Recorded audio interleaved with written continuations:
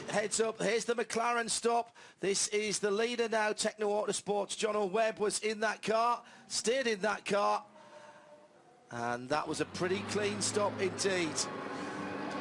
Now, just before the safety, or just as the safety car came out, yellow flags there, and that's why John Webb didn't go through. Notice the hand off the wheel, the acknowledgement there to the Bentley driver to say, sorry, I shouldn't have been coming through when the yellows were there. No harm, no foul. Here's the Nissan highlights. Let's tell you the story of the day so far. 5:45 a.m. in Old Bathurst town. Remarkable start to the race with dramas up at turn 2. Nick Percat into the Maranello Motorsport Ferrari. Damage to both cars, ultimately terminal for both of them. This was Chris van der Drift, who had a wild moment in the Porsche at the top of the hill. Jared McLeod, the Mark Cars Australia Ford Focus, the CCV number 94 car, Mazda I should say, off at the Caltex chase. Shane van Gisbergen, meanwhile, had to deal with the rising sun over at Skyline. And big story, car number 11 in contention for much of the day. And then an enormous impact at the dipper. You could hear the crunch, took them out of contention. Warren Luff, from third on the road, was the first in a series of key contenders, John, to drop themselves out of the motor race. Battle of the confectioners at the elbow. Is that a caramel Boulage? Not sure about that one, but the Donut King car came off the worst. Huge spin at the top of the mountain for the Porsche Cayman number 16. Fabian Hamprecht was so lucky to get away with that one, and it wasn't all over for the Donut King Ford either. Grassy moment there. And then another issue for that Mark Cars Australia machine. They've been in the wars today.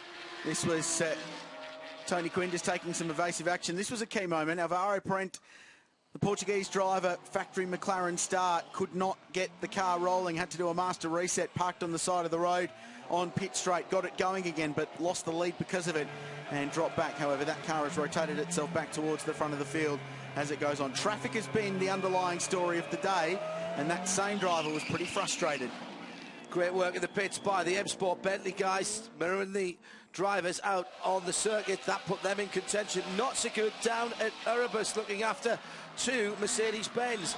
Watch the rig get pulled over as they try to do the tyre change. Just disastrous, and lost them a whole heap of time. That car's still in contention though, but it's hurt them at drop and track position. Car number 10, the first in a series of problems for the Bentleys. Somehow they've remained in contention for this. The number 5 Audi found the fence on the entry to the dipper, somehow kept it out of it in a big way, but a bit of damage to the right front corner.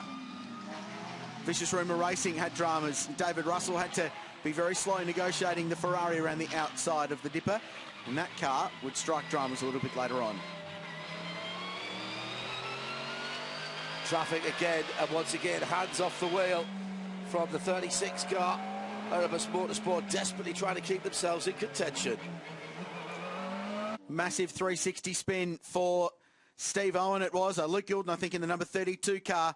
This is car 59 that has been one of the absolute star performers. They've had a sledgehammer on car number 31, so the damage to the front of this car was more severe than first thought. They've been working very hard to get it back into the race. Nissan leads the way on the outright leaderboard in the Darrell Lee outright class.